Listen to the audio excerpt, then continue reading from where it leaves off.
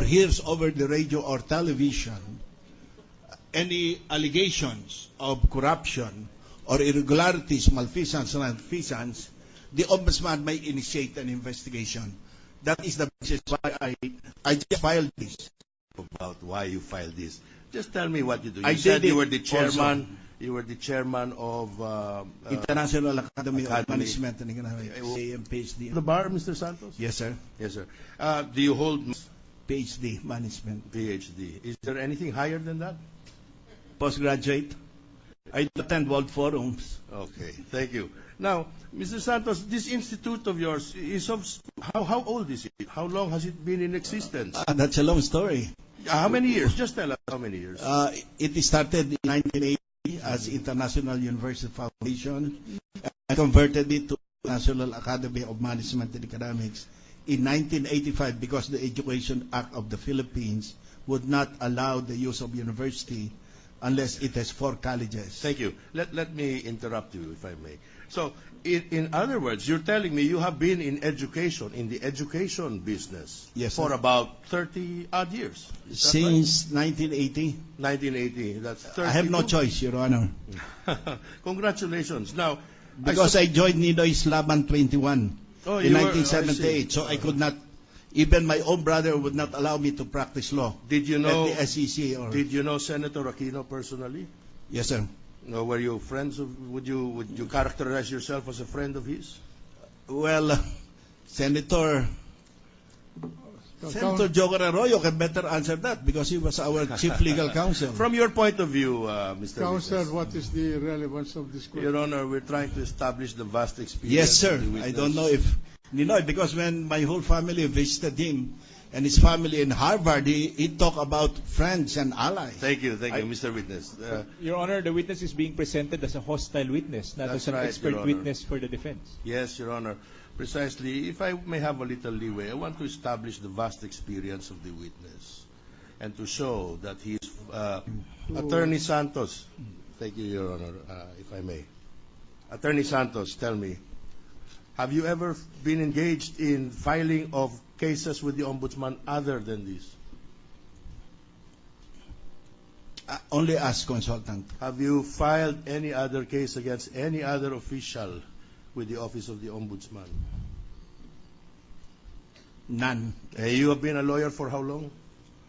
1961. And you told me that in 1970 you were already researching the intricacies of filing a case before the Ombudsman? No, sir. It's in connection with as delegate to the 1971 Constitutional you were a delegate to the Convention. CONCON. From Nueva Ecija, it became my favorite project to file the first resolution on the first working hour, on the first working day of the 1971 Constitutional Convention. That's why I researched. Congratulations. Thank you very much. Now, you said you filed only one complaint with the Office of the Ombudsman. This one? This one. Yes. Did anyone file the complaint with you? I'm just alone. By yourself, right? Did you consult anyone before filing the complaint? No, sir. You are a lawyer, so you have sufficient knowledge to understand what goes into filing a substantive complaint. I just practice what I... This is my answer. Yes, yes. What I researched way back in 1971 before I filed the complaint. That All right. clippings, or even records of radio programs and television can be attached and asked to trigger the Ombudsman to initiate an investigation. And of course, that is the prayer in prayer number 1. Thank you. Of course, you read the clippings that you attached. Of course. Yes. And you will agree with me that the clippings pertain to reports of proceedings in this assessment court. What is it you felt made you decide to file the complaint, knowing that the facts were already brought to the impeachment court, that the Chief Justice was already being tried for the impeachment on those same testimonies or information being presented here? Why did you feel that you had to file the complaint in view of what was going on? Well, because I wanted to highlight the fact that salary is grossly disproportionate. the bank accounts reported in the newspapers. Thank you. Now, as it appeared in the clippings. yes. Now, you're aware that at the time that these reports had been filed or published in the newspapers, that the prosecution had not yet rested its case. Yes, sir. Then you were aware, therefore, at that point in time, that these reports did not constitute evidence, as in fact there had been no ruling as to their being admitted or not, as a lawyer. Of course, that's why the prayer in number 1 is to just trigger the ombudsman to conduct an Yes. investigation and build the case. Thank you. I did not say everything here is conclusive. Yeah, right. But you're aware that a complaint must be supported by some evidence. Are you aware, Sir. Mr. Santos? In the practice of ombudsman in various countries, mere clippings are enough. And it is for the ombudsman to build the case, a conclusive case. Thank you. It's not for the complainant. Do you practice ombudsman law in other countries, Mr. Santos? No, I don't. Oh, but you- I did a lot of research. Research, that's right. But this is, despite your research 40 years ago and perhaps continuing, this is the only case you have filed. Yes, sir. All Because right. hindi Now- naman ako basagulero eh. That's right.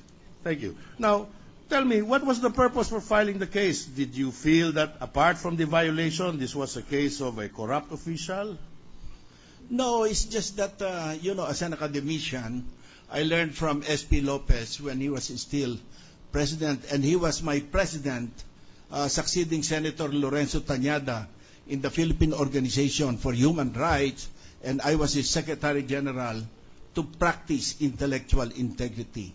I feel that intellectual integrity compelled me to file this unexplained wealth case against the Chief Justice, because it is very apparent that the bank deposits are grossly disproportionate than his income. Very, very admirable. And you have been practicing intellectual integrity for a long time, I suppose, because he told you when? Long time ago? Yes, S.P. sir, Lopez, during martial yeah. law. So that is what, 40 Around years ago? 1978, when we were with Noy. Now, tell me, Mr. Witness, in that long, many decades of practicing intellectual integrity, is this the first time you have come to the conclusion that there is an apparent disparity of wealth as against the income or the salaries of a public official? Be careful. Is that what you are telling us? That this is the only time No, you I'm realized? Not exactly, Your Honor. So I'm curious, Mr. Santos, why you single out this case?